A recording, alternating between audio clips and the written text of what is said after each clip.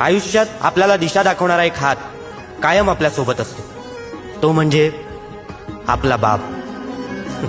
बाप नावाचं मोठं झाड घरावर बहरलेलं, माथ्यावरती सावली धरून घरासाठी झुरलेलं. ऊन वारा पाऊस वादळ जरा देखील ढळत नाही. बाप असतो आवाक्याबाहेर, कधीच कोणाला कळत नाही. खडूस वाटतो कधी कधी, चिडून जरब लावून जातो, शांतपणे डोळे फाडून जास्तीचाच भाव खाऊन जातो. वसखन येतो अंगावर म्हणून जवळ कोणी जात नाही. आईसारखे बापाचे गोडवे कधीच कोणी गात नाही.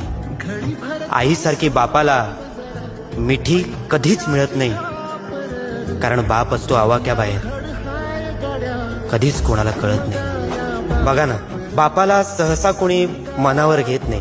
बापासाठी आपलं प्रेम कधी अनावर होत नाही. आभाळासारखा आपला बाप